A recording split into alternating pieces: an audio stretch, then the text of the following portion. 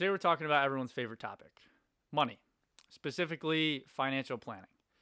This is an SME episode, which basically just means I bring in some sort of expert to educate us on a topic that I think we should have got taught. So today's guest is Cam. Cam is a friend of mine. He is a financial advisor. He's my financial advisor. He is 26, so he's our age.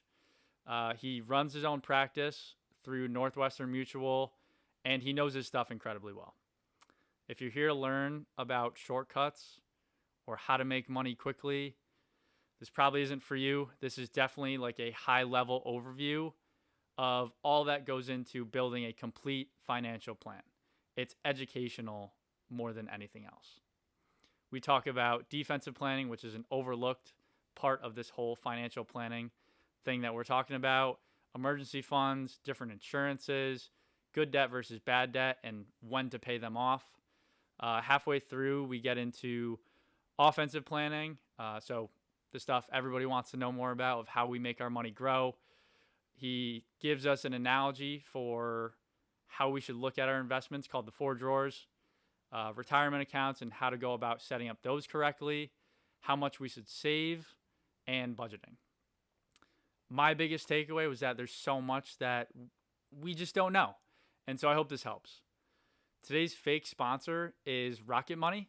Rocket Money is a budgeting app, and we actually do mention it towards the end of this episode, but it's a tool to track all the money coming in and all the money going out. I started using this at the beginning of this year. It's $10 a month, and honestly, it's helped me a ton. You really get to realize, wow, I'm spending way too much money on this category, whether it's the coffee or the takeout or whatever it might be. It's just good to track those things and see them all in one spot. So as always, thank you for being here, for caring about quarter life clarity, and enjoy the episode. All right, today we're talking about money, something that a lot of people our age need to know, want to know. And so today we've got Cam here. Cam, I just want to start. Tell us a little bit about yourself. I'm calling you an expert in this space. So tell me a little bit about yourself, what you do, maybe why you're an expert. For sure. First of all, man, appreciate you for giving me the opportunity for being on here.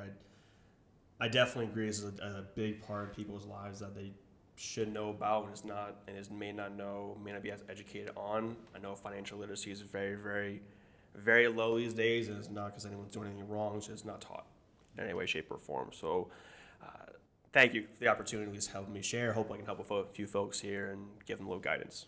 Mm-hmm. So I'm a financial advisor. Run my practice with Northwestern Mutual. Started back in 2019. I went to school, Merrimack College. I was an intern for a couple years, been full-time since 21. And we do comprehensive wealth management with individuals. Some advisors, quote unquote, you may see out there do just the investment side of planning. Very, very helpful in what they're doing. They grow money very, very well. They may focus just on that. Some individuals, they focus just on the insurance side and planning. Very, very important part of the defensive part. What we do with our clients, so bring them both together and not work on just one or the other. Sometimes for clients, it's one or the other based on where they're at today, but it's bringing both of them together and leading them to security, financial security. Wherever that means for them, everyone's a little bit different. And that means different things to different people, but giving them clarity and conviction of what we're doing and why we're doing it, and more overall giving them a plan. So you're saying you focus more on like the whole picture. You're saying some financial people, advisors, so to speak, focus just on like maybe the offensive, gaining money, or like the defensive side of it with insurance. You kind of focus on, all right, what's the whole kind of global picture here? Yeah, definitely the whole global picture, but I think what helps separates us is building an actual plan for clients. I think that's missed a lot of times. Like we'll ask individuals, hey, they have a financial plan. More often than not, it's just a statement of some retirement account, investment account, which is great, but it's the backing of the numbers of saying, hey, you want to help your kids fund their college education. How are we going to mathematically do that? You want to retire at this point, this age. You want to help your parents with long-term care planning, how to make sure we're addressing that. We're refinancing student loans. We're looking at budget work. Hey, if they're residents or fellows in the medical space and they're jumping from their fellowship to attending and they have a huge jump in income, how to have a game plan for that so we can be proactive and Yes, looking at, again, the comprehensive side of planning. And it's specific to the individual. Like, yes. And I think just to take a step back, like Cam and I, we've known each other for probably like 2-3 years now. Cam is my like financial advisor person. And so, I mean, immediately, like I did not want to talk to you on the phone. Alex, shout out Alex again. This is your second shout out, buddy. He kind of told me about you. He spoke to you, and then we had a conversation. It was just like, you're busy. I don't really need maybe this financial advice or whatever this thing is. I don't want to talk about it. And then like I fell in love with you and how you do things, and just there's so much I don't want to say like bad juju out there with like how dealing with financial advisors and all this stuff. And how old are you? 25? 26. Yeah. Like, you're my age. You get this stuff. You get this season of life that this whole quarter life clarity thing is about. And so I think, just the whole character piece, I think, was really important for me to like trust you and know that at the end of the day, you're looking out for my best interest, which was great to find that kind of person. Because like why we're having this conversation is because we weren't taught this stuff. No, not at all. And you even made a comment as well of just the whole trust aspect. That is one of the biggest hurdles. Like we do see, at least early on, that finances and health are the two hardest conversations you can have with people. So I have that battle every single day of like your self-example. I don't want to talk to Cam. I don't want to do this, and it's nothing you're doing anything wrong or I'm doing anything wrong. Psychologically, a lot of people don't like accepting help. So it's why, he was able to introduce the both of us together. That's, again, helps bridge the trust long term. And answer your question, yes, it's a very personal basis, and that's why I like referring business on a friend-to-friend, word-of-mouth basis for that exact reason, and also meeting people where they're at today. Because there's a million things we could be doing, but our goal is to find the one or two priorities in your life, and knowing that I know you're a sports guy, but in a football reference, we're not going to throw Hail Marys every single day. Like, our goal is to say, hey, how do we get 3 or 4 yards this play, and just slowly move the ball down the field and just doing the right things day over day, month over month, year over year, and overdo that over 20, 30 years, because my team and I, we plan on working with our clients for 30, 40 years, how long we're doing this, and working with their kids and have a succession plan, the whole 9 yards. You don't need to do a whole lot of stuff right, but as long as you're doing them early on and doing the small little bits, which is why I enjoy working with clients in their 40s and 50s. You have a lot of great planning areas going on, a lot of complications, tax strategy, distributions, a lot of really interesting, fun clients you're working with. But there's also a handful of clients I work with in their early 20s, mid-20s, guys in our age. And the opportunity that they have at that age is unbelievable, because I do see it with individuals in their 40s and 50s and 60s, and the one thing they can't get back is time. That is the biggest asset anyone has. Doesn't matter what you got in the bank account. Obviously, that can help, but time is the biggest thing, and that's one thing I really stress, especially my younger clients, is the time, the value of time, and knowing that compound interest growing year over year, and your money, rule of 72, your money is going to average, on average, if you have a 10% rate of return, every 7 years you'll double your money. So just having a couple of years, starting from 25 to 32, it can be the difference of either having like a 1.6 or $3.2 million investment account, retirement account. So having, again, just starting early, just building those habits early on, that's the cool part and what we do, and seeing clients grow over time. And so it's really helping people figure out where we're at today, figure out really goals, what's important to them. We're very big on goal-based planning. It's not just, hey, you want to do this and retire? All right, cool. This is your rate of return. This is all you want to do. Very helpful, but it's important of who you are, your family plan, what you guys want to do long-term, backing the numbers into that. It's the exciting part. Especially people our age. Like you said, that like the Hail Mary reference is a great one, I think. Sure.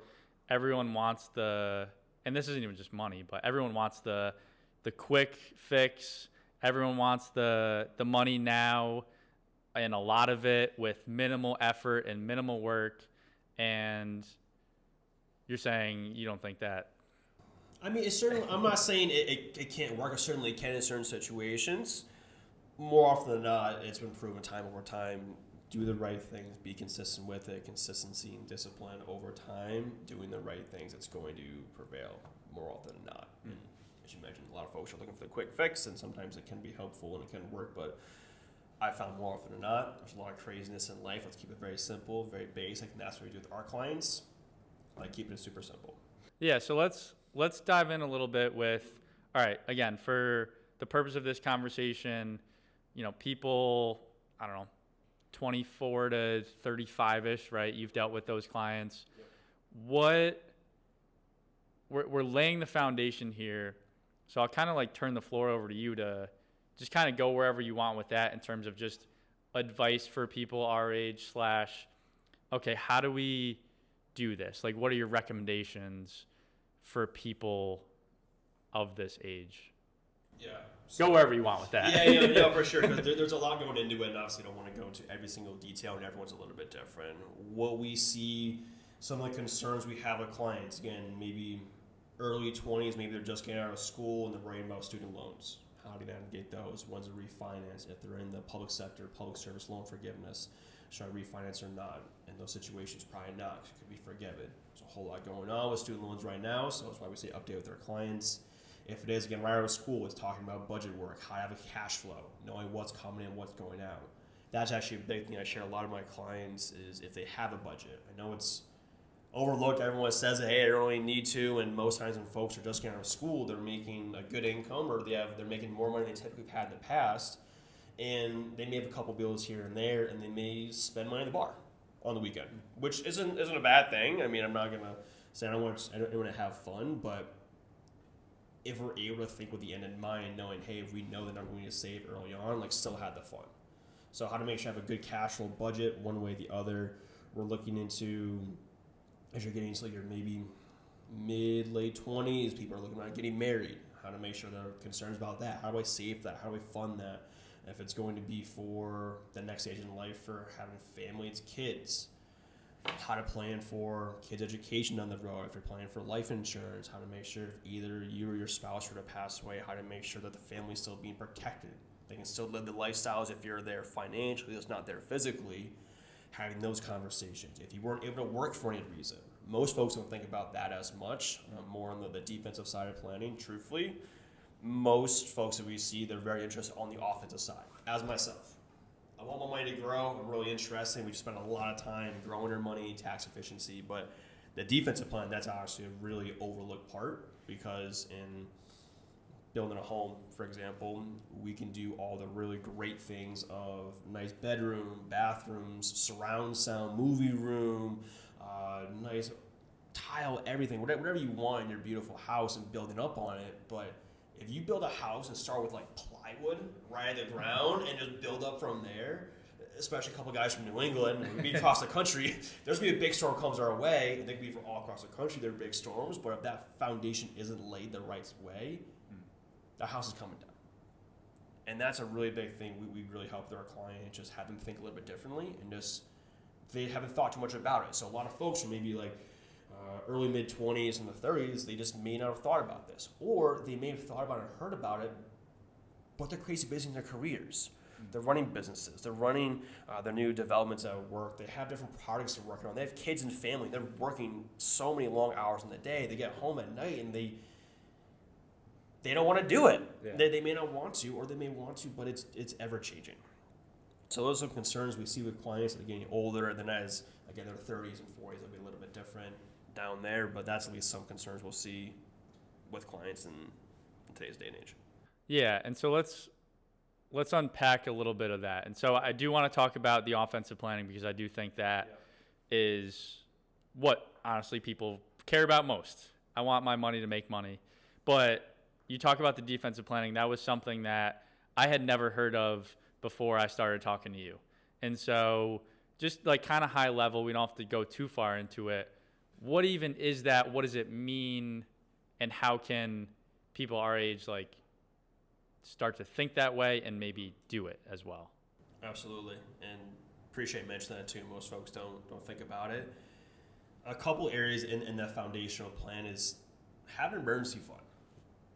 Cash in the bank.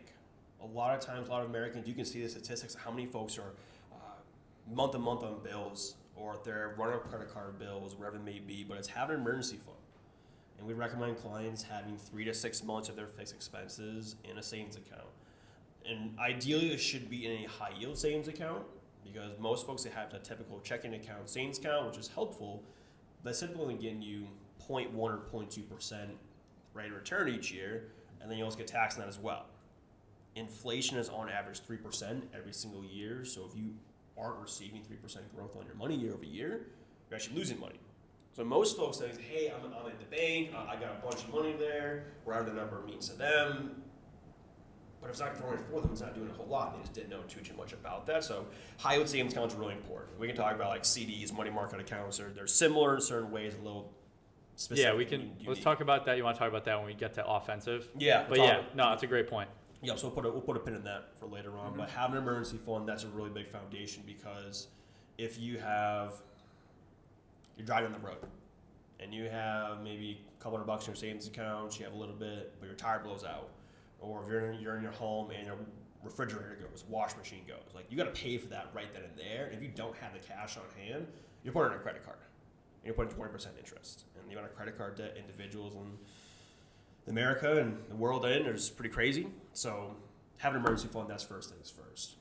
Also paying off debt in the most efficient way. We talk with clients around good debt versus bad debt. Most folks think that all debt is bad. Not always the case.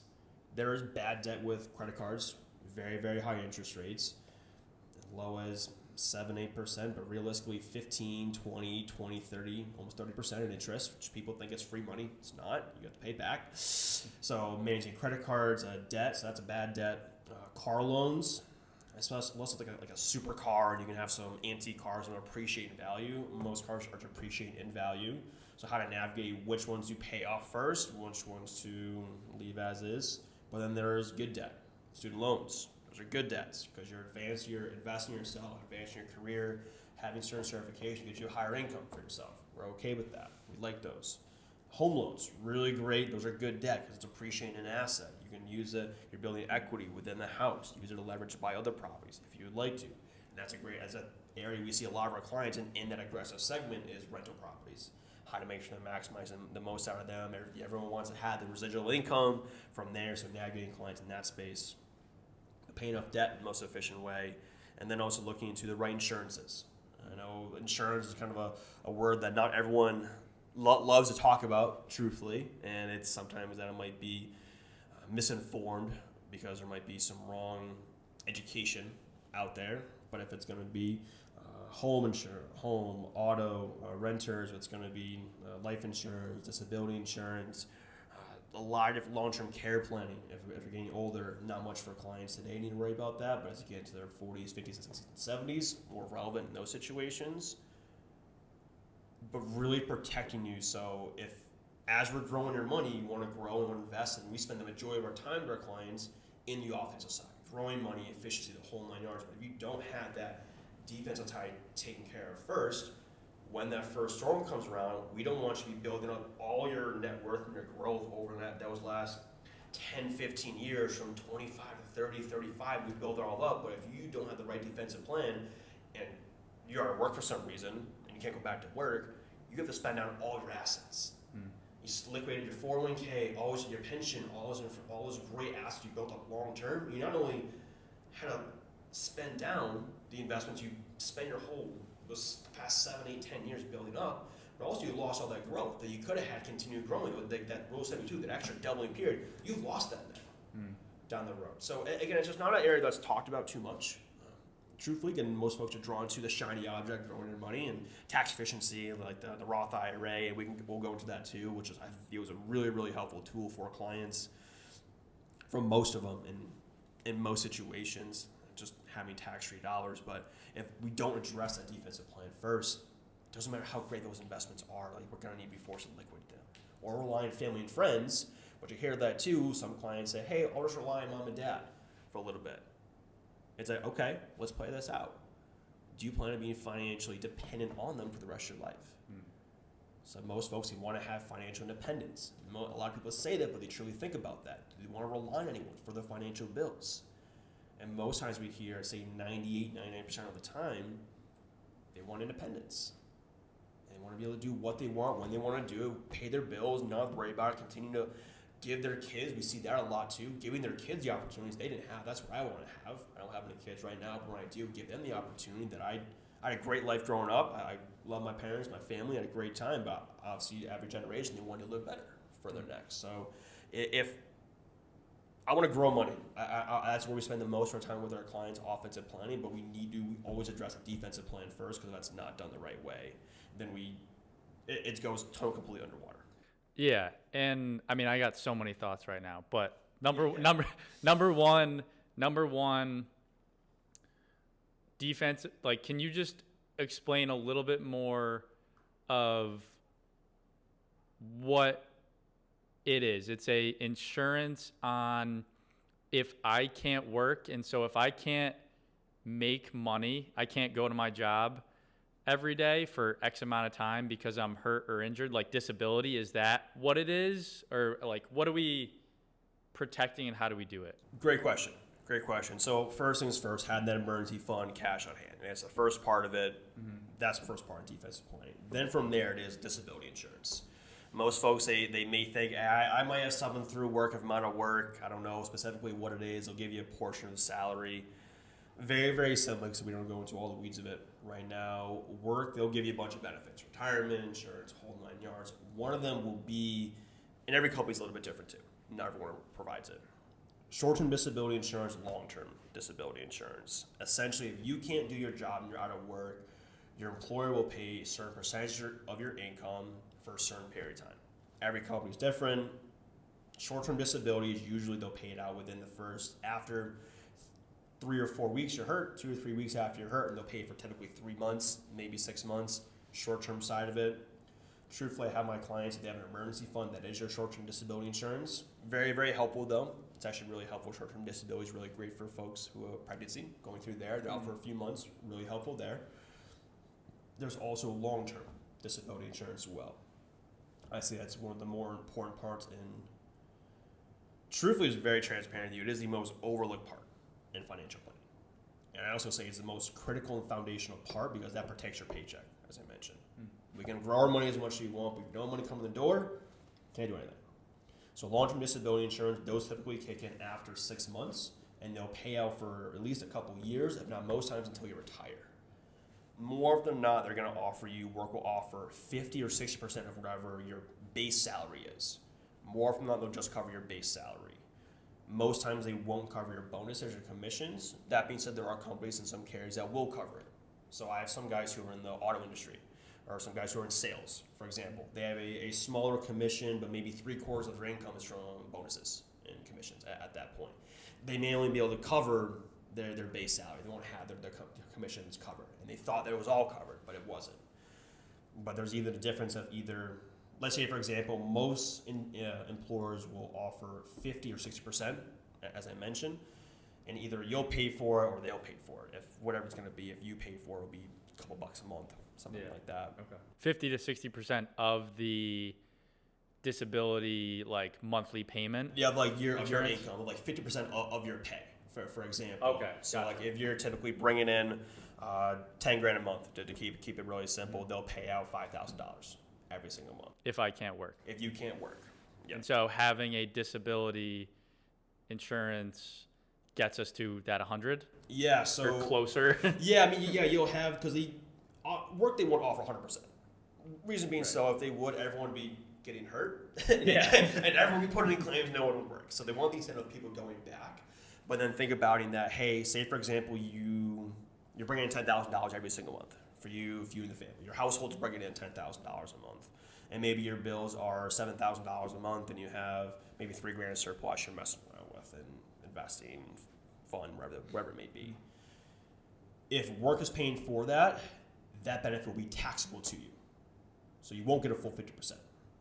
If you're paying for that, it'll be tax-free, which is great. More often than not, work will provide the benefit, and they say, hey, don't worry, Ryan, we'll pay for that for you. Awesome, great. But rather than getting $5,000 a month, you might only get $4,000 a month, maybe $3,500 a month. And then we'll ask clients, hey, you're used to having 2 paychecks coming every single month. What would happen if you only had 1? How would that make you feel? How would that affect the family? And it's a little bit different at that point, and realistically, people could probably survive off half their income. Just to be very, very transparent. I tell clients this. Like, you could probably cut your expense down, trade the car in, get a lesser expensive car. Maybe you're eating ramen every single day, things like that. But you likely won't be able to save for the goals as well. And your lifestyle is just... Oh, yeah, you ain't going out. Sacrifice. Yeah. So that's, again, the disability insurance, you'll likely have some stuff through work, which we say, hey, that's great. Use what we can through work. Unless if you plan to kind of bounce around to employers like every year, 2 years, because we do see that with some clients as they're trying to figure out their career, especially in their 20s and 30s. They say, hey, this may not work for me. I want to go here, here, here. We may do a full benefit if you're going to just bounce around to a lot of different companies. But if you say, hey, I'm going to stay at this company, I love it, I'm going to be there for the next 10, 20, 30 years, this is what you have through work. It's usually dirt cheap, and we'll supplement whatever you don't have, the other 50 or 60, 40% of it, wherever the number is, just so you know, hey, I'll sacrifice maybe 2% of my income, knowing the other 98% of it's going to come in every single month, and just knowing that the plan will go on track from then on. So I'm not sure if that answered No, it does. question. It does. And I think, a couple, just to close the loop on the defensive side, on average, how much is that, like monthly payment for this, disability insurance? Disability insurance, great question. So the biggest factor is what occupation you're in. So someone who's an accountant versus someone who's in construction, they're doing two different things throughout the day. So construction workers, they might have more claims they have. They're physical, they're working around the day, there may be some injuries. Accountants typically, their desk jobs are at the desk all day long. So there's different occupation classes. So the individual having a disability policy with construction might be a little bit more than an accountant. On average, we see that if you're doing a full benefit, it's roughly around 2% of your income. Okay. Life insurance, the other side with insurance, if you were to pass away, how to make sure the family still survives, pay off the debts, that's a big part of it, replacing your income. There's different types that we can go into today or another day, the different types of life insurance. That's a big area that folks, they just don't know too much about, but they've heard. There's a lot of misconceptions around there, so I can give clarity there. But disability insurance, it's for life insurance, you're dead or alive. It's pretty black and white. It's pretty black and white.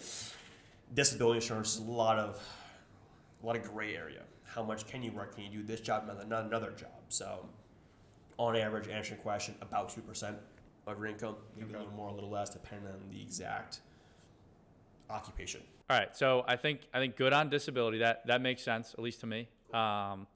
So you mentioned like life insurance. That doesn't, to me, it's like that's taboo. Like I don't give a shit, man. Like, you know what I mean? So I guess like talk to me a little bit more about that, why that might be important for us or anything there. Sure.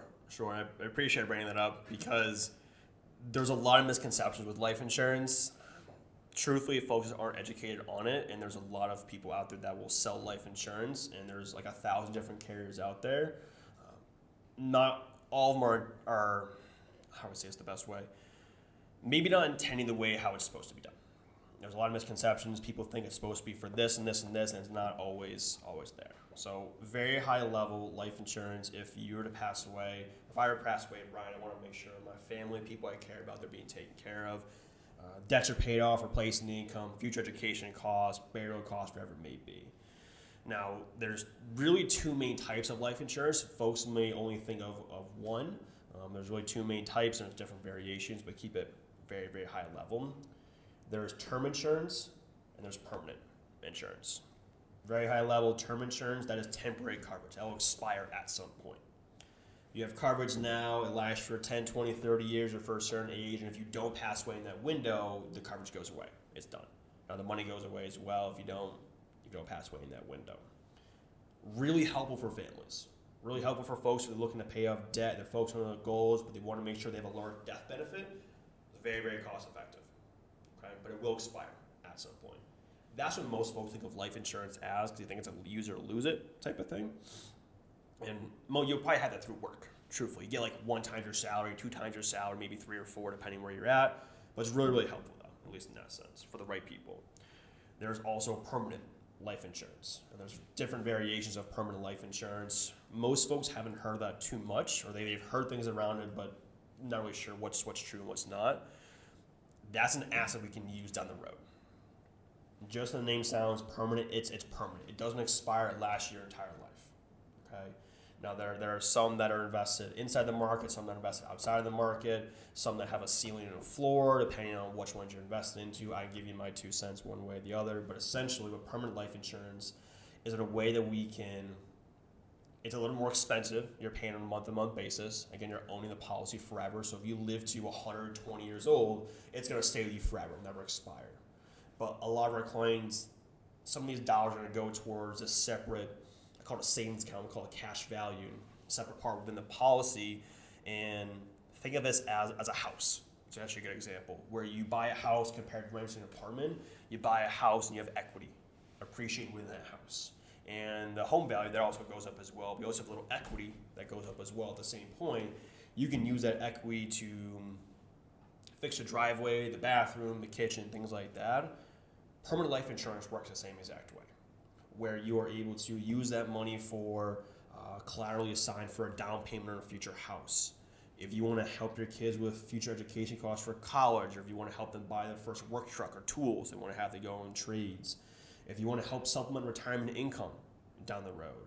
But tax-wise, why some people like these for certain policies, these dollars grow on a tax-deferred basis, meaning there's no tax on the growth year over year, and when it's done correctly, there's no taxes when you take the money out. Again, it has to be done the right way. There's a lot of specifics within there, and truthfully, a lot of folks out there, they will say it's something that it's not.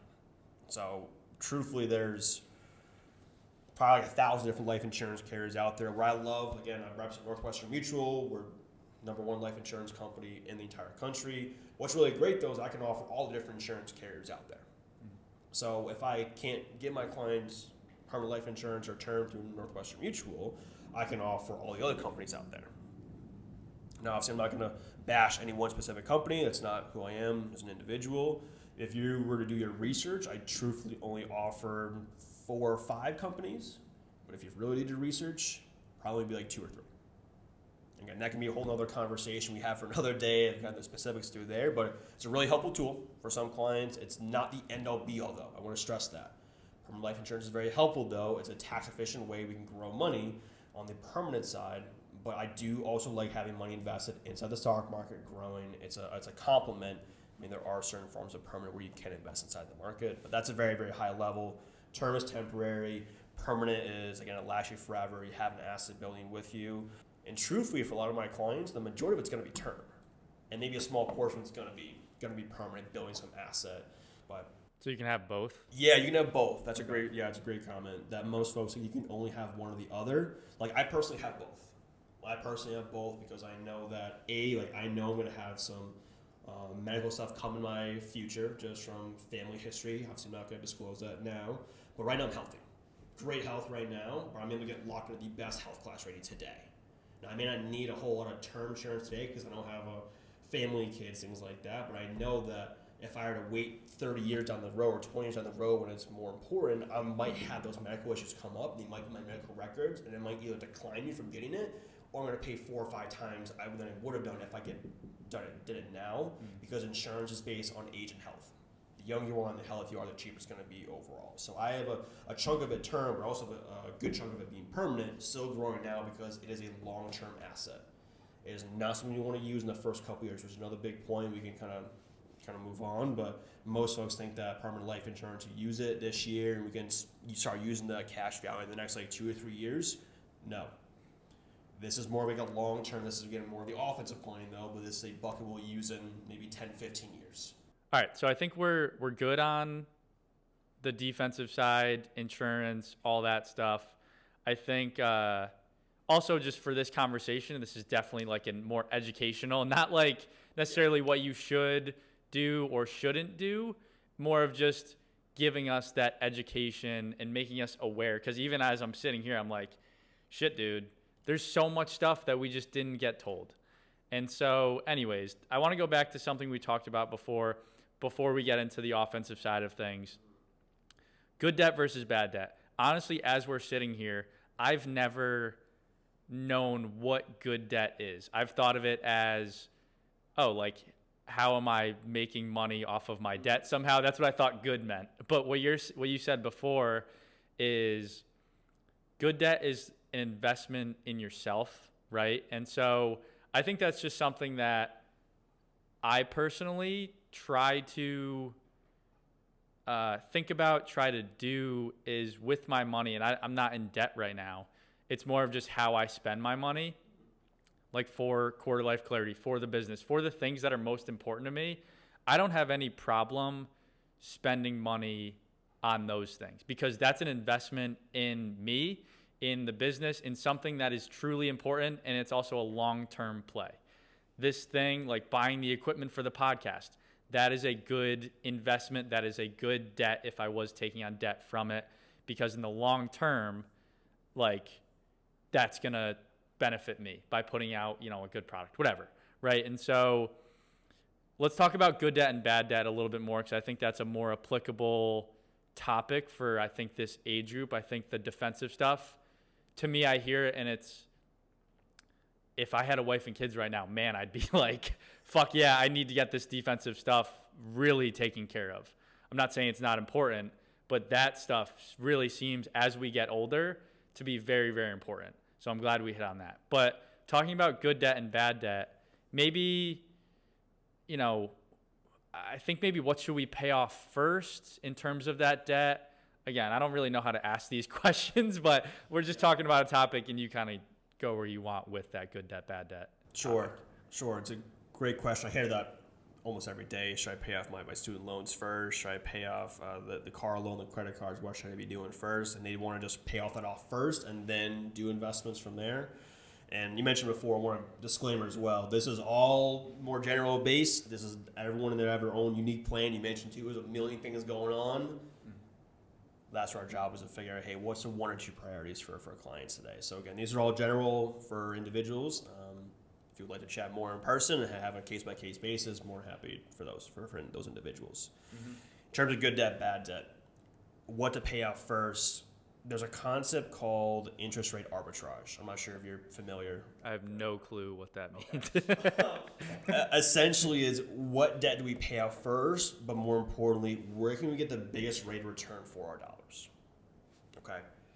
So let's say, for example, I have a client and they may have an extra $1,000 in surplus every single month, and maybe they have credit card debt of 20%, and maybe had a car they bought a couple years ago and it was a lower interest rate, and maybe it was like a 3% loan, something like that. They ask, hey, I really want to figure out what debt I should pay off first. I would recommend you pay the higher interest off first. So the 20% credit card is going to hit you a heck of a lot more than what that 3% car loan is going to get you for. That makes sense. Makes sense, cool. Yeah. Now let's say, for example, they say, all right, cool, I pay off the credit card, it was only a couple grand, that's done, and I have $20,000 still left in my car. Or if it was student loans, or maybe some federal loans you have, maybe it was like lower interest rate at that point. It's like, Cam, I want to ham this down as quick as I can, and then all my extra dollars go towards it, and then I'm going to go towards investing more. I say, hey, we can certainly do that. There's not a terrible idea to it, but if we're able to say, let's think about this. We have two buckets we can go to. We can either put those extra $1,000 towards a 3% loan, or we can use that same $1,000 and put it towards some other vehicle, a savings investment vehicle that can grow at an 8% rate of return. You're making a 5% rate of return difference positive on those same dollars. So you're still putting $1,000 either towards a debt of 2%, 3%, or $1,000 towards maybe an investment account at 8%. You're still going to pay the car down. You can still pay it down. You can still take a lump sum if you want afterwards, kind of accelerate at that point, but you're going to make a higher rate of return on those same exact dollars.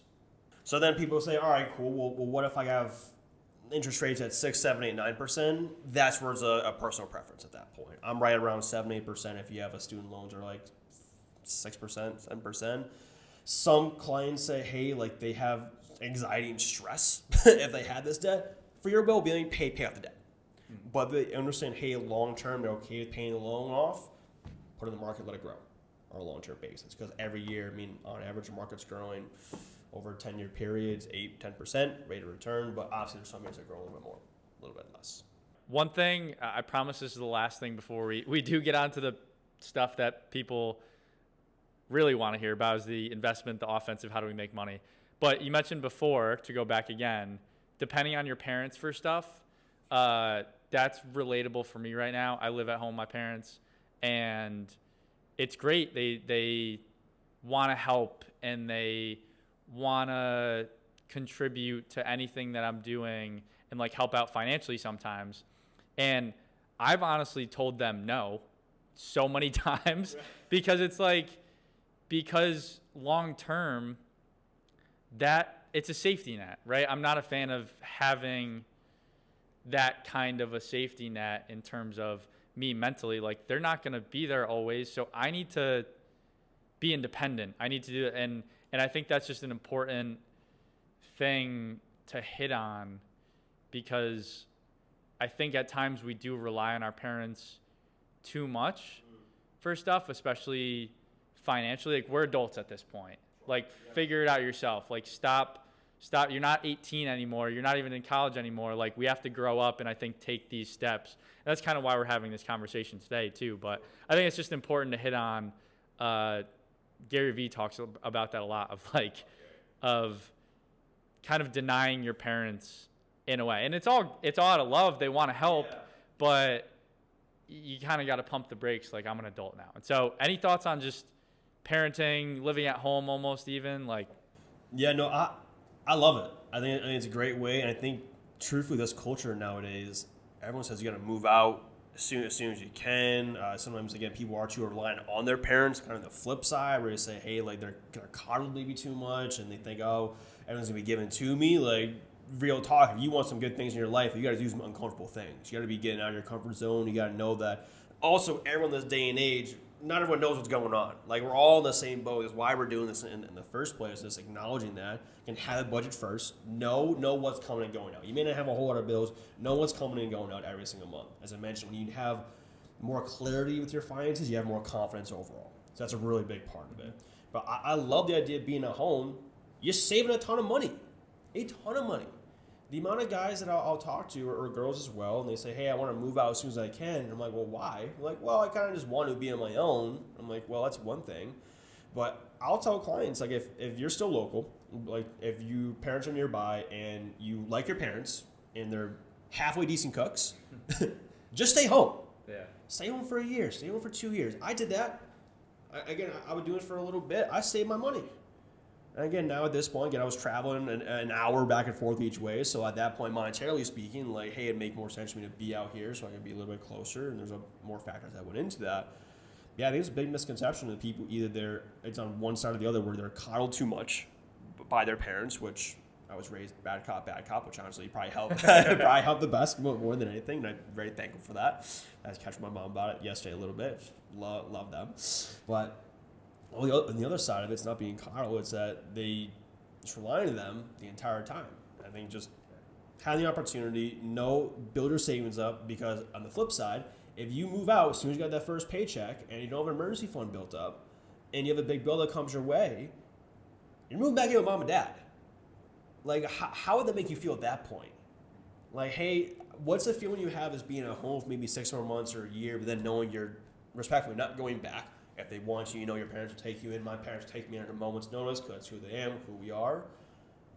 But how would it make you feel if you didn't do the right defensive planning, though? You didn't build your savings account up. You built up just enough to get the heck out of the house. Then you have a big expense coming your way, and you tell everyone you're moving, but now you have to move back in with mom and dad because you're forced because you're not having to pay the bills. And that's where the comparison, the how does this look to other people, all that stuff that doesn't really matter, just starts to jump in of, oh, I have to move. I mean, I did that. I moved back in with my parents. It does kind of suck, but you have to make the most of it. There's a difference, though, because you did it for knowing the business as the smart financial move for you. It's not like, hey, like, there's some folks who they wanted to be out, but they don't have anything, and they're like, shoot, now I have to. Yeah. Are you making decisions also based on what other people are going to think of you, or are you kind of making the reasonable choice? Put your pride aside for a little bit. Yeah, exactly. And it's known that it's a short term. It's not going to be forever. But if you don't do the right things early on, it could make it into a long term. Quick interruption before we get into offensive planning. If you're enjoying this episode and you found it valuable so far, my one ask is that you share it with a friend. The only way quarter life clarity reaches more people is if people like you take a second to send it to someone. And I know when we send our friends podcasts, it kind of feels like we're giving them work, but you're not being a burden, you're helping. And if you do feel weird about it still, just send it to them and say this. Hey, I know you probably don't have an hour and a half of time to kill, but I enjoyed this episode about financial planning and think you might too. Have a good day. That's all. And if you don't find it valuable, then obviously don't send it to a friend. So thank you for being here and enjoy the rest of the episode. Yeah, so let's get to the offensive stuff. Talked about defensive, good debt, bad debt, some of this, insurance, parent stuff, all great stuff. Now, how do we make our money make money? The shit people really care about now. Yeah. Let's get to the nitty gritty here. Yeah, so there's so much. There's obviously so much going into it. I'm going to keep it pretty high level as best I can. I think one way we actually break up some of our clients that helps tell the story a little bit better and how to grow money long term. This is an analogy I think I mentioned to you before, is the 4 drawers analogy. Really think of it like a dresser in your own home. Like, we don't have all our clothes in one drawer because for different seasons, if it's summer, spring, winter, things like that. I know some parts of the country it's a little bit different. They may not have all seasons, but for us, we'll experience that. Mm-hmm. Your money's the same exact way. We're going to have money for different points in your life. So I share with clients, depending on when you want to spend your money, that's where you should be saving it location-wise. Okay? So drawer 1 is any goals you have within a 0 to 2 year window, keep it in cash. Not necessarily cash itself, but cash like alternatives. If it's going to be savings accounts, high-yield savings accounts, money markets, CDs, anything that's liquid available. So if anything does go wrong, you have money right away. Because the market's crazy, it goes all over the place. It's going to be positive 4 out of every 5 years statistically. I don't know when that year's going to be. No one knows when that year's going to be. We have indications of when it could be, but no one truly ever knows. So I don't want to invest someone's money in the market. Say they want to put 10 grand in the market right now, and we're going to use it to buy a car in a year and a half, hoping it'll get to like 15, 20, but in reality it then drops down to like 4. It's like, sorry, bud. Yeah. We don't want to look for anything short, like in those situations. So you have like money market accounts are similar. They're very more similar to high yield savings accounts, where a little bit higher of interest rate, around 3-4%, around where it is, compared to like the 0.1 or 0.2% from your typical checking account, savings account. Really helpful. Just keep an eye out for sometimes for like high yield savings accounts, you might not be able to get the money out right away, like that day. A lot of times, like they're like online banks, so it might take a day or two to process it. So having a little bit in a debit card, things like that, or just cash on hand for immediate stuff, keep an eye there. And on that, just the money market, my dad set me up with that right out of college. He was like, put your money in a money market high yield savings account to get that interest rate. I think mine's like 4.7%. Yeah. You wouldn't say this, but I'll say it because I can. Vio Bank, like Cornerstone Money Market, is the one I use. And it's the best thing in the world to, instead of just putting in a savings account where you get that 0.1% back, you're getting 4.34, maybe, like I said, I think mine's 4.7. Like, that's great for something that is not going to go away. It's not an investment that you can lose, right? It's just, that's where all my savings are right now, and it's growing. So I want to hit on that and just kind of give like a real like example that maybe some people can check out. And even that as well, I love NerdWallet.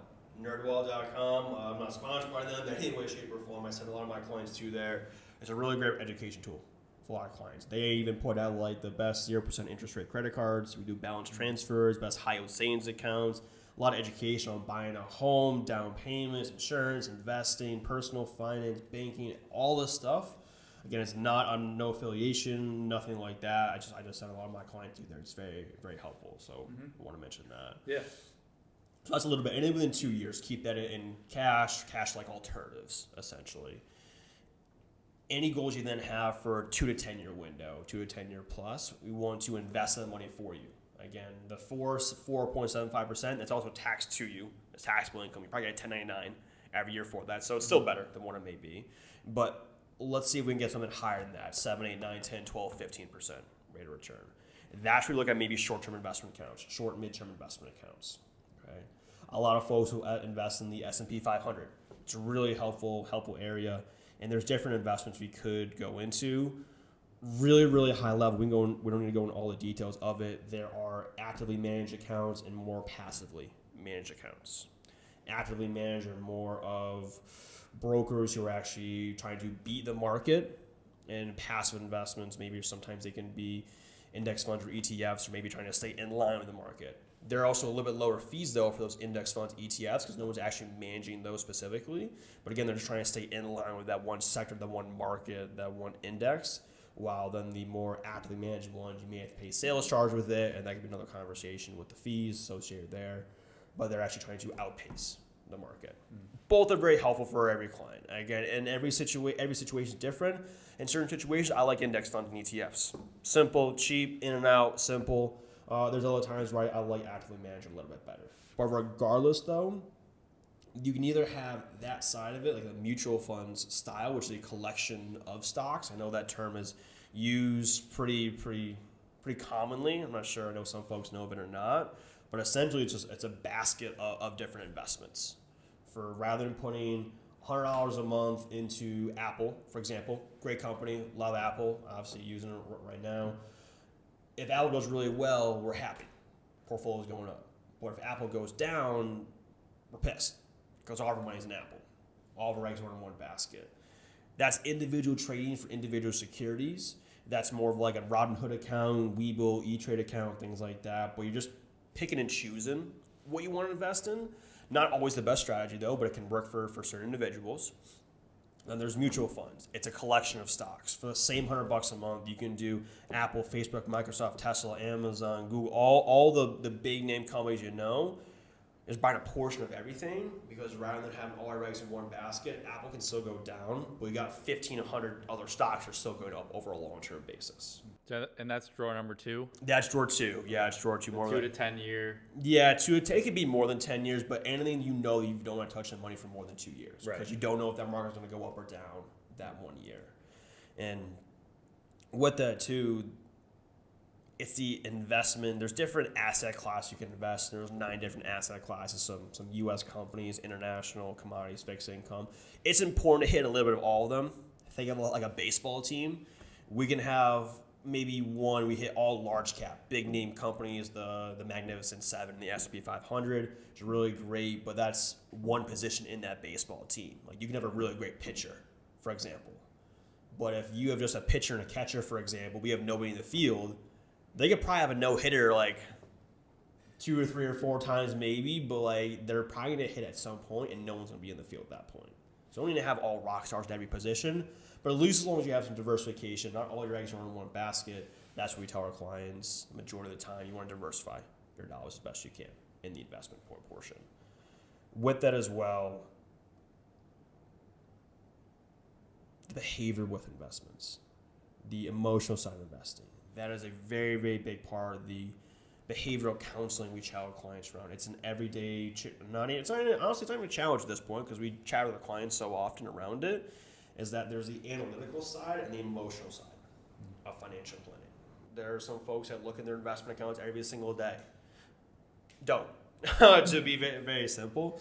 Obviously you can, that's certainly okay. But if you're looking for a retirement account that's going to be in 30, 40 years, why do you stress yourself on that? Because over 15-year periods, the market is positive 100% of the time. For the last 100 years, we've been tracking it, 100 plus years. So we want to take the emotion out of it as much as possible.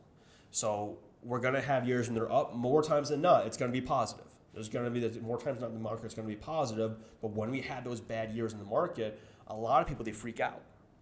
And they say, hey, I want to sell off all my investments. I don't know what the heck's going on. Like, that's when the pandemic happened in 2020. In March, the market dropped 40% in the span of a month, essentially. And people are like, what's going on? Are we going to live? Or let me cash it out. And they took it all at a 40% loss. Because maybe they didn't have an advisor or just they weren't coached the right way. Not our clients, though. I bought so much. And that that does literally. It's free. Like, it's gonna come back. So, when the market goes down, I get happy because that's just a perfect time to buy. Especially when, like, to jump in here, I have investment-wise, most of my invested money is in mutual funds. Yep. In those, like, solid but high growth companies like an Apple, like Facebook, like a mutual fund like that, that those companies aren't going to go out of business. So I remember pushing the button and it was like, this feels wrong. Why is everyone not doing this? But yeah, anyways, keep going on that note. Yeah, no, and that's the emotional side of it. As you mentioned, when most folks are scared and they ran away, that's the guys like yourself say, hey, let's put some money in because you're buying a discount. Like I was big, my mom was huge on couponing growing up, and like we're not the people to get to like 2 cents or a cent to the end of the day, but we get $5 off, $10 off, like we'll do that, and that's what it is. Hey, where can we buy it at a discount if we know it's going to be for the long term? So that's one area of it. Again, that's drawer 2. We also have more down. When we had those down years in the market, like that drawer 3 real quickly, that's when we're having a non-market correlated asset. Dollars outside the market growing for you, that when the investments go down, not if but when, we have a bucket of money we can go to wait that storm out. So let's say when the market went down, you put a bunch of money in, let's imagine you're in retirement and you need that money. It's like, well, I don't want to sell it at 20, 30% loss. We need to have another bucket we can go to, and you might need more than what you have in your savings account. That's for some clients. They'll go to maybe some investment properties. That could be one part that they can go to. Again, maybe have some passive income. Another spot our clients go to is permanent insurance.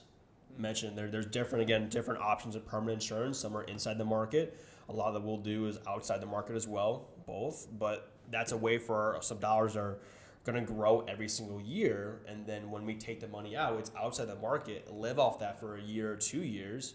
Tax-free when it's done the right way. Again, done the right way. And then we can just pay that back if we want to. If we don't want to, we don't have to. It's taken off from the death benefit at the end of the day. But it's just a way that we don't want to be forced to sell investments at a loss. So having just a long-term safe dollars are going to outperform the money market account, the CD account, things like that. Again, very, very helpful. That can grow a little more for you, but also be more tax efficient. So again, that's one bucket, that drawer 3, that to really complement not if but when the investments go down. We don't want to be forced to sell investments at a loss. Yeah, they're outside the market investments. Because most folks they just want all gas. They want all gas, no brakes, grow, which I like that. I mean, I like growing as much money as I can. But as a financial advisor and true planner, we got to plan for when the best days come, but also when the worst days comes as well. Offensive and defensive planning. I got to be ready for when those bad days happen, so we don't run out of money in retirement. So again, we're not gonna have a whole lot of income in that drawer 3, but we have a good chunk of income. So when that time does come, you have more flexibility, more optionality. So you don't have 8 different investment accounts. You got to choose which one I'm going to sell at a loss. It says, no, I have a bucket here outside the market. I'm going to wait this storm out, and then I'll go back to investments afterwards at that time. But that's a little more drawer 3. That's more like a 10-year plus bucket. So as I mentioned before, that permanent insurance, that's more of a 10-year plus bucket. At least 7 years, the very least, but 7 to 10 years, 12, 15 years, and the longer time it has, the more it just compounds growth year over year. But then there's drawer 4. That's retirement. That's where a lot of folks, there's a lot of questions around it. They're not sure what it is. They say, I don't know. I got like some 401k, 403 through B through work, or these crazy numbers. I don't know what they mean, but they pull out something that's more for retirement specific. Okay. I can go into that a little bit if that'd be helpful. Just different accounts there. I don't know if you have any questions, at least on that. Yeah. Why don't we go there? Because I think that's something that, I mean, a lot of people are probably contributing to some sort of 401k or retirement plan, and they don't really know why or what it is. So, yeah, tell me what you got on retirement. Sure, yeah. There's a lot of different numbers and letters and what it may be, and to keep it very, very high level, you're gonna see either a 401k, 403b, or 457 more often than not. There's gonna be other ones as well, but they're all very similar accounts. 401ks are a for-profit corporation, okay? And most of those big companies are working for. 403bs are not-for-profit corporations. These are maybe like teachers or nurses, again, working for hospitals. There are then 457s. These are more state workers. They're all very, very similar. Think of them as like brothers and sisters, essentially. You can contribute the same total amount. You can do $23,500 a year as of 2025 into these accounts. Okay. With these different accounts, depending on the company you're with, they will either give you a match. Some will, some won't, though. Okay. So what a match is they're essentially giving you free money. Okay, it's a way to incentivize employees to stick around long term, retain employees. One of the benefits they'll give you is say, hey, Brian, we'll either give you a dollar for dollar match. So if you put in 4% of your pay, I'll match you as the employer. I'll give you 4% as well. Thanks for working with us. You're a really great employee. And you do it for all the employees. 4% of my salary? 4% of your salary. Yep. And they also may come into total compensation. So like it could be bonuses and like commissions, things like that too. So 4% of your income. Great question. One of the recommendations right off the bat with almost all clients, take your free money. I just tell you, get the full match, get your free money. I like my free money. If you like your free money, let's take advantage of it as much as possible. Okay. Now determine, so we know how we're going to contribute to it, or the matching style. There's different ways how you can contribute to it. All right. A lot of times these retirement accounts, they are, say first that the way you are taxed on this. Because I'm going to dovetail in kind of a Roth IRA, because a lot of people do talk about Roth IRAs. I'm kind of dove that into as well. A lot of these accounts are pre-tax accounts. They are tax-deferred retirement accounts. Means that you won't be taxed this money today, but you'll pay tax in retirement. So let's say, for example before, you're making 4%, you make $100,000, let's say, and 4% of your pay is going towards your 401k every single year. You're going to tell the government you only made $96,000 that year. Not $100,000. You get a tax break today, which is great. And then when you go to retirement, you take the money out, you pay taxes at that point. So if you want 50 grand to live off every year, you might need to pull out 70, pay 20 grand in taxes to net you $50,000 at that point. Okay, you're deferring the taxes down the road. Okay, that makes sense so far. Yeah. Okay. Yep, makes sense. Some clients, they have an option to do Roth. Okay. And they say, hey, you might be able to pay the taxes now, which basically that term Roth, you might see like for like a Roth IRA, a Roth 401k, things like that. That just tells you when the tax you're going to get paid. So traditional says, hey, we're going to pay taxes later, so we'll get a tax break today, so you pay down the road. That's traditional. Tax deferred. Roth is flip-flopped. Roth says, hey, I'm going to pay taxes today. So in the same example, hey, I'm going to tell the government I'm making $100,000 today. I'm going to pay my taxes. And then when it grows and grows and grows and grows still in the market, sells like before, but it's entirely tax-free to take it out in retirement. So if you want 50 grand, you pull out 50 grand, and that's it. Okay? So first things first, get what we can through the match through work. Okay? Use some employer-sponsored plans, get the full match, it's free money at the end of the day. And on that, who do we talk to? Like, because I think, when I was working in corporate, it was like, would HR be a good person to go to? Yeah, so HR is going to help. They're going to give you like the benefits package of, they may know a little bit. More often than not, they may have some 401k specialist that might come in once or twice a year and they'll tell you about it. In my experience, they're helpful, but they're focusing more on just that one area. Where our clients find to be helpful with us and our team is that we're able to say, hey, a lot of folks may say, hey, defer tax on the road, get a tax break today, but what happens if you're going to be in a higher tax bracket in retirement? And you're going to be making, with cost of living going up more and more, you're in a low tax brackets now. If you're like in your maybe 20s, you're making the lowest income now, you're probably making more in the future. I'd rather you pay more taxes up front today on the lower number than higher down the road. So like you can go to like HR, you can go to like the 401k specialist, but I mean more often than not, you're going to call like a 1-800 number.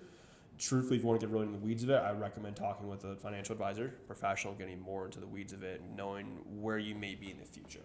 And I kind of meant like, who would I talk to about making sure that I'm like maxed out at my work and stuff, but also like on that, you're saying like you as a financial advisor would look at that, like my account and do that for me kind of based on the information that I give you? Yeah, the best way to get this is through a benefits booklet, through work. Okay. And you probably get that when you first start a job. They give you a benefits booklet and give you probably a bunch of documents to sign and say, get right to work. Yeah. And you're like, all right, cool. You're signing everything up right away. And that's basically it. Right. And it's like maybe a couple page document, like a 30-page document. We ask for our clients all the time because that'll tell us all the benefits. That's going to tell you what it is. There's a lot of fine line details and intricate language in there too. So I tell clients, just give me the packet. I'll look at that for you. I'll save you an hour and I'll look through it for the keywords. So yes, that's go through HR. Gotcha. They'll have the benefits package and there'll be a retirement section. You'll see the matching contributions. If you have a Roth option available, which is great,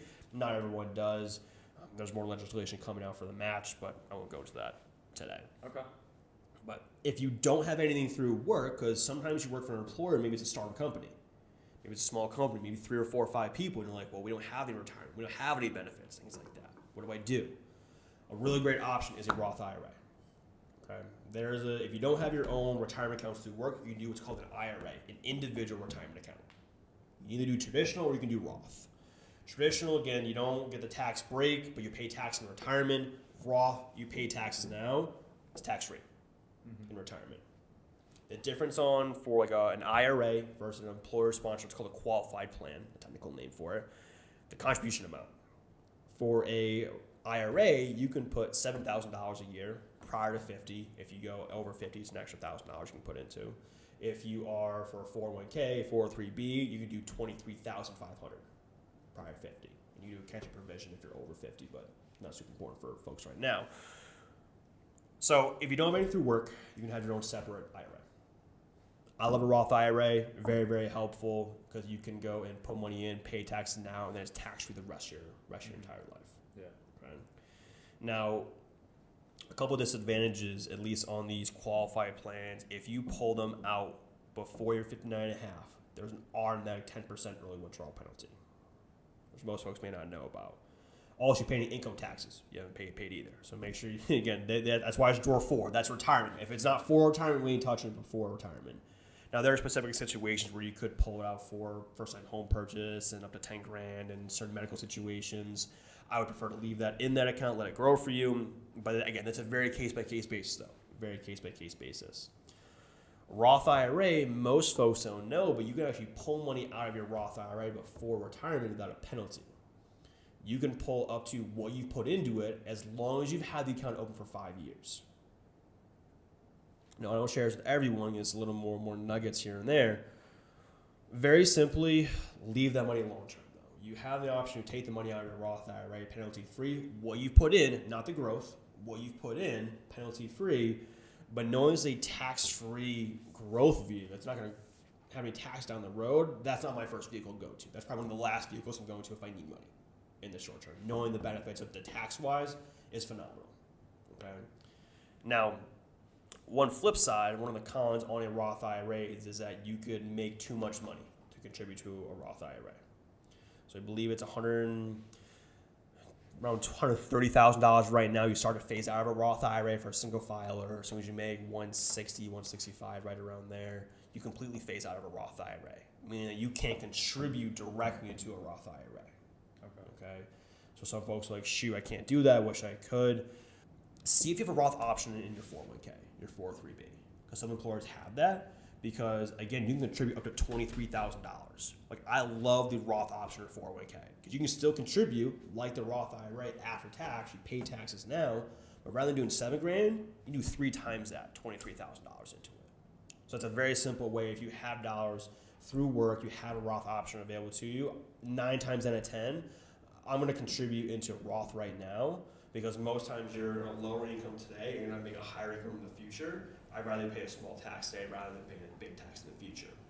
Now that being said, if someone's making like $1 million right now and they're only going to live off a quarter of in retirement, all right, cool. Take the tax break today. I'd rather you don't pay taxes on $1 million. I'd rather you pay the small number. Right. In the future, most times people are a little flip-flop where they're making the least amount of money today. As they progress in their career, they make more income down the road. So I have a question. Remind me what that 23,000 number is. That coming from like my paycheck today? Yeah, well, it'll be $23,500 is what the IRS will allow you to contribute to any qualified plan per year as of right now. Okay. They'll increase that. But that includes what I put in as well as my employer. That's what you're putting in. Right. Okay. That's what you're putting directly. What your employer does. Yeah. Separate. Yeah. Okay. Yeah. So that's a little bit there. So that it would depend on, because $23,000 is a lot of money. Yeah. So to me, it's like, well, I wouldn't necessarily put in that much because I need that now, right? And that's where you decide factor by or case by case, right? Exactly, because I don't want you putting, because I see a lot of clients that they are doing really great in savings accounts, and maybe they're like maxed on the retirement account at work, but they don't have anything like those drawer 2 or drawer 3. Like, what happens if you have goals in the next 10, 15 years? I don't want you taking a 10% penalty out by early withdrawals. So that's where we see clients, they're saving the right number, and I'll kind of talk about here, it'd be a good transition to kind of the right number we should be saving, but I don't want you putting all your regs down in one bucket. Again, that's why I want to diversify. Again, based on when we want to spend our dollars, that's what we should be saving it location-wise. Right. So, does that make sense? No, that checks out. Yeah. So, at this point, our clients are starting to understand, all right, Cam, I know I want money in the market, I want money outside the market, I want it for the short term, long term, but they ask, how much should I be saving overall? I go, well, what's the number? We hear a lot of different things, and everyone's a little bit different. We share with a 20-60-20 philosophy. Everyone's a little bit different, where approximately 60% of your income is going to go towards your fixed expenses. Mortgage, utilities, car insurance, loans, things like that. Money going out the door every month. Now, if someone's living at home right now, that might be a little bit lower. That might be 30% or 20% or 10%, something like that. I want you to think this more of like when you have a home, family, an apartment, things like that. 60% will go towards your expenses. 20% you want to save for your goals. Save for the future, invest in yourself, look in those 4 drawers. Okay, 20% of your gross income. Gross income. Mm-hmm. So if you're making $100,000, it's $20,000 a year should be going towards some savings from the 401k, savings accounts, mutual funds, permanent insurance, properties, whatever it may be. And the other 20% is discretionary spending. The best way to explain that is you spending that money, Brian, with reckless abandonment. And doing whatever the heck you want to do with that money. Yeah. Whether you want to buy all the drinks in the bar for you and your boys, or you want to buy all the books at Barnes & Noble. Mm-hmm. Like, whatever you want to do. Yeah. Because fun money. Do whatever you want. Do whatever you want. Money. Discretion. That's what. Yeah. Because truthfully, like, I can tell people, like, save here, invest here, and get the tax-free savings, all this stuff. But at the end of the day, you have one life. We all do. And I want my clients, I want to enjoy life. I want my clients, my friends, family to enjoy life, live, have the memories, go to concerts, see friends, family, go get drinks, all this stuff. But we gotta save that money first. So that's a really important part. And Stephen Covey's 7 Habits of Highly Effective People, one of them is thinking with the end in mind. Mm-hmm. We gotta make sure we're thinking with the end in mind. That's when any true goal, any plan, we gotta execute it. We gotta think with the end in mind. Because if we can save 20% of your gross income over a 30-year span, you have a very comfortable retirement. Yeah. And if I have a lot of clients that maybe they started off not doing a whole lot in their 20s and 30s, but now they're going to play catch up. In their 40s and 50s, it's not 20%. It's like 40%. Maybe 50%, depending on where you're at. And then the rest of their lives will be altered because of it. Which is why I think the opportunity, and I love chatting with folks in their 40s and 50s. I've got a lot of great opportunities and a lot of moving pieces and parts and a lot of great conversation we're going to have. Retirement, distribution, social security plan, long-term care, legacy, the whole 9 yards. But I also like chatting with folks who get it, who are in their early 20s and mid-20s, guys like yourself, who are interested in all this and want to make the right steps for their future. You don't need to do a whole lot. As long as you're setting yourself up early on and doing the right things, time value of money is incredibly helpful. So that's how we kind of break it down 20-60-20. And if we say the 20%, and we'll break it up between those 4 drawers. And that's, again, it's case by case. Sometimes clients, they have nothing in savings. All right, cool. That 20% is going to go towards your savings account first. Build that thing up, have that emergency fund first. All right, cool. And then we might have some of those dollars go towards some debt. For maybe the next couple of months, clean up the credit card debt, clean up some of this debt. And then we'll say also, hey, we also want to look into retirement as well. Again, I have some clients who, again, I mentioned before, doing great in savings, and they max out retirement account. They don't have too much in drawers 2 or drawers 3. Or clients who are really, really, really, really great savers and have way more than they should, maybe a year or 2 years in savings. Now, real quick side note, if you have goals within 2 years, keep it in there as well. Keep it saved. So if you have like your emergency fund and then you have like a house you want to buy in the next year or two, you can have those dollars as well. Like I have a couple of clients that have a couple of $1,000 in savings, and again they're buying a few properties next few months. I'm like, all right, cool, yeah, that's fine.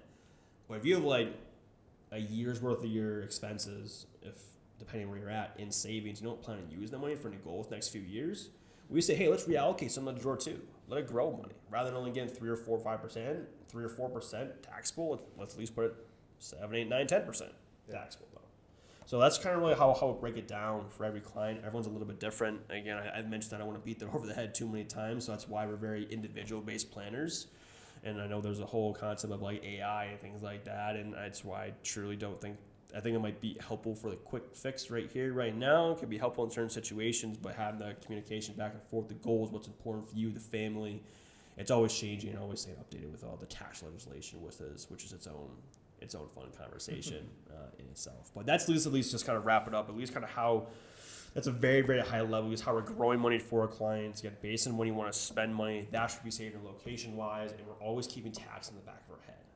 And that's where we utilize clients who are in their 50s, 60s, and 70s, utilize their hindsight for their clients, guys like you and I, for their foresight. And basically saying if they were to do it all over again, what would they do to put themselves in the best position? I'm here to tell you the secrets right away. Yeah. And that's what I do. And the crazy thing is that some people want to hear it and some people don't. And if they don't, that's up to you. That doesn't matter to me one way or the other. Like, I'm here to kind of work with people and just gel with people. I'm very personality based. I want to make sure we like each other as we grow for the next 30, 40 years. Obviously, I like you, man. You're freaking awesome. Yeah. So that's a big part of it. Yeah. But that's a little more hope that I'll pause there for a second. If that makes sense, though. If there's anything you got on top of your mind, but that's how we essentially grow money with clients. No, I think. I mean, look, there's so much that I think we've dove into so far. I mean, you and I have talked about like we are gonna sit down and do this again because hopefully, we leave here and people listen to this and they have questions and then we can kind of specify. But this is like a foundation. Yeah. I'm sitting here listening, trying to like making sense of all of it, but at the same time, right? It's the fact that there's so much that we don't know. We don't know what we don't know, and that can hurt us now and in the future. And so, that's why I think this conversation is so applicable and why I think so many, it's like, man, we should have done this 5 years ago, 8 years ago when we were in college, like just all of what we've gone through today. And so I think something too that you probably wouldn't say about yourself, but I'm going to say it, like guys like Cam, guys like you, you are my financial advisor. I am not paying you directly for your services. I think there's a percentage or something that comes out if I use you. Yeah. But to go back to that those conversations that you and I had in the beginning of our relationship, like I wasn't paying you for those at all. Those were, for me, free consultation calls for me to feel you out, for you to look at what I have and my situation, and then for you to direct me, educate me, tell me things that I should know, and then the decision, like give recommendations, and then ultimately I make the decision, and that's what we did. And for me right now, it's not a whole bunch of stuff, but I think that's important too, just to hit on that, like people like yourself, you do have the best interest of your client, and it's not like someone like you I have to pay a shit ton of money to get, like you're available. Yeah, I mentioned it too, just having a conversation with folks. I'm not charging fees right now. I mean, that may change over time, and exactly. That might change, but for right now, just helping educate folks on what's possible. And I think it's really important too for folks who don't know too much about the financial planning space is to know who you're chatting with. If you're chatting with an investment banker, they're more on the investment side, an insurance agent, more on the insurance side, or a financial planner, they're all helpful. But you got to make sure you know who you're chatting with, because again, their intention is going to be a little bit different. Again, that's why I chose the field I'm in, the company I'm with right now. I got a ton of offers out of school with all these different big wirehouse companies and all these different agencies, but why I chose NM is that they're one of the only true financial planning firms and integrating both investments and insurance, offensive and defensive planning. That's the root of it all. Is that in that financial pyramid, the risk management, that's defense. Then wealth accumulation, that's the offensive side, which we spend the most of the time today. But the top of it is distribution, retirement. We didn't get to really too much of that today, but that's a whole nother conversation of where to pull from, how to pull from, which ones, which way, which order, tax-wise, and that's a whole nother thing we'll probably have another day. But again, it's just having those conversations with folks, just being more familiar, and just asking questions and being vulnerable and saying, I don't know this. I want help, and not everyone was willing to accept help or wants it, whatever it may be. But I think just having the conversation with folks and just gelling with someone you trust, as you mentioned. I mentioned earlier that health and finance are really difficult conversations for individuals. So if you chat with a financial advisor, you don't gel well with them, that's fine.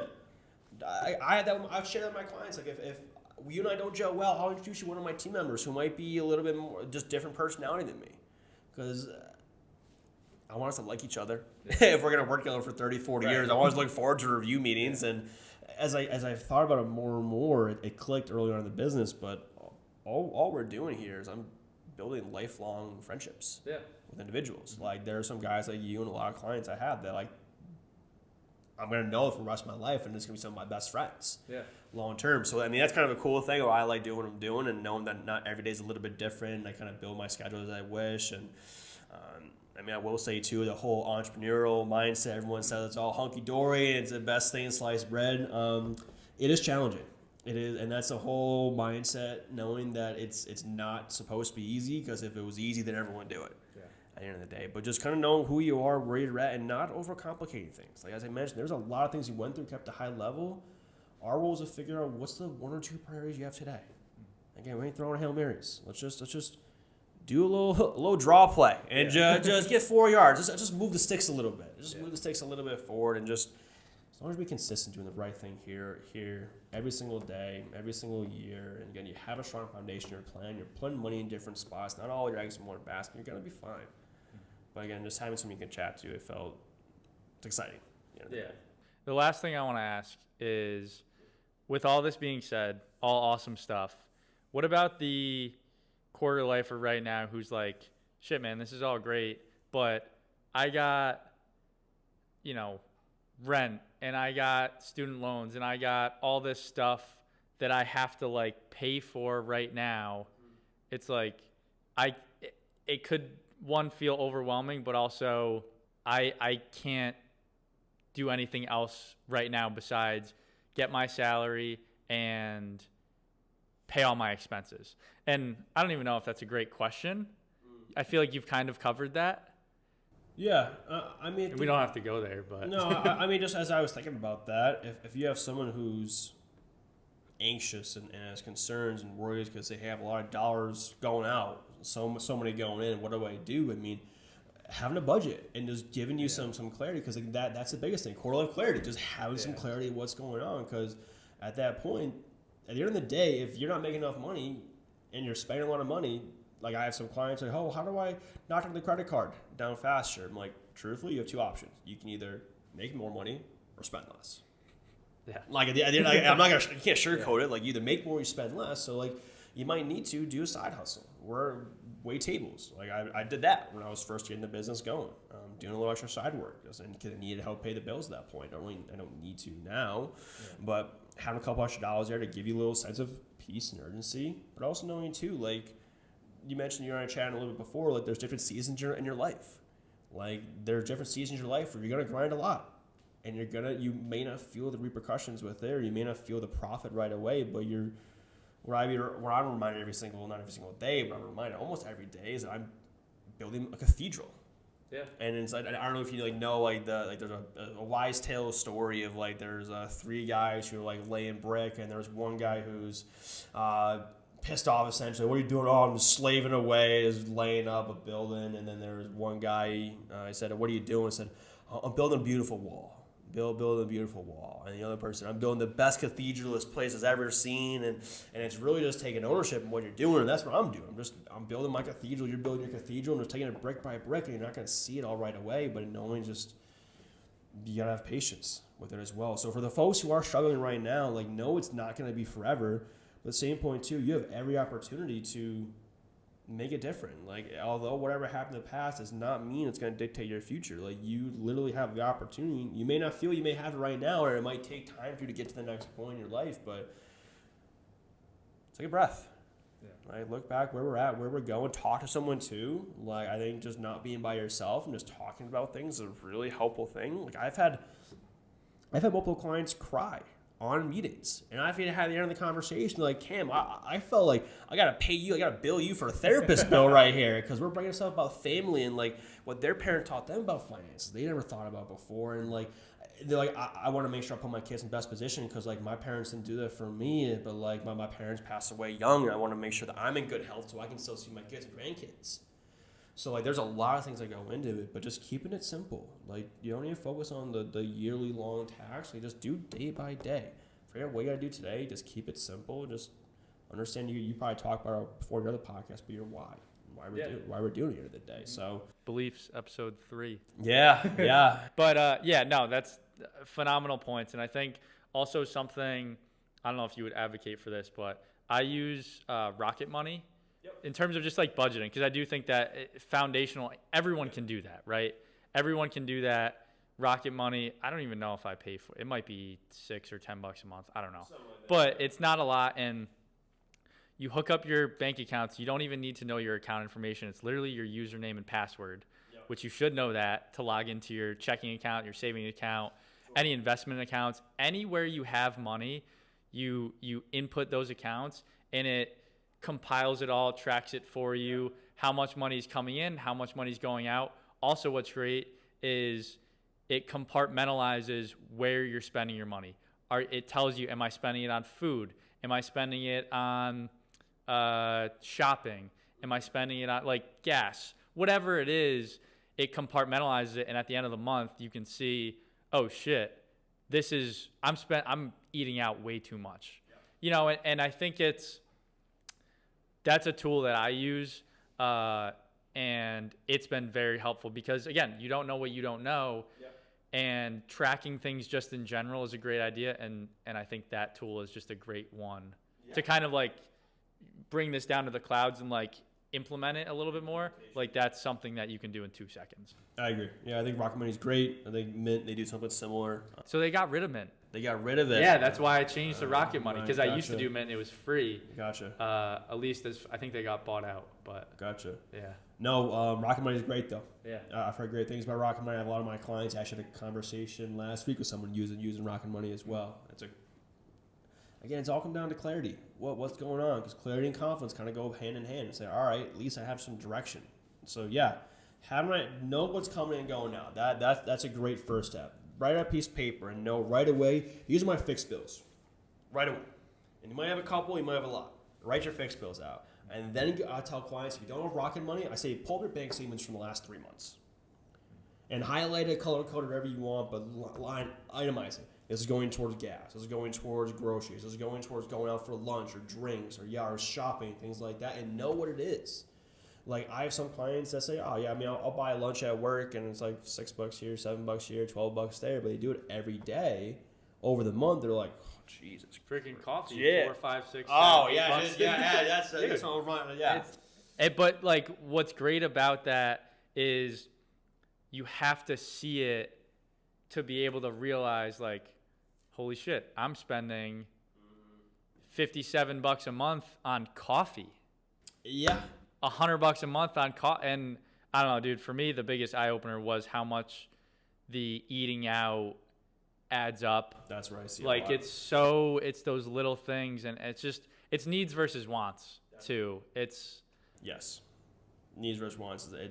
And I'll tell my clients that. I mean, you need it or you want it. At the end of the day, or find a place you get the deals. Like, I was raised kind of buy one get one free, or like I'll go to I love Aldi nearby. I mean, I'm not picky. No shame. Yeah, I love it. No, I love it. I mean, there's certain times like I'll celebrate and get maybe some food or some drinks I want, again, for the right occasions for it too. But I mean, also I enjoy cooking my own food. It's one thing that I find peace in. Which is another thing as well. Like, I know this is like outside financial planning, but like find things you really enjoy in life. Be with friends or family. If you love fishing, like do that. If you love crocheting, something like that. You find something you like that's not all about the grind all day long, because if you're able to have not a lot of breaks, but just short periods here and there, it helps be more focused in those times rather than being, I got to work all day long. And I'm saying to myself, because I do a lot of that, but having a little balance back and forth is huge. And cut. Thank you again for being here. I hope you enjoyed the episode. I hope you learned a lot. I know I did. Made me realize, oh my goodness, there's so much that we didn't get taught. But if you'd like me to put you in touch with Cam, if you want to talk about your specific situation and how he might be able to help, let me know, and I would love to put you guys in touch. Perks of staying here till the very end. The Quarter Life Clarity Community. Just wanted to hit on that real quick. I believe we all don't get clarity unless we start talking about this stuff together. And so because of that, I put together a anonymous and free Reddit community for us. There's a link in the description of this episode to join. So please consider it, and I'd love to have you there. As I end every episode, just want to say, especially with this one, don't try to remember it all. If you try to remember it all, you're going to remember none of it.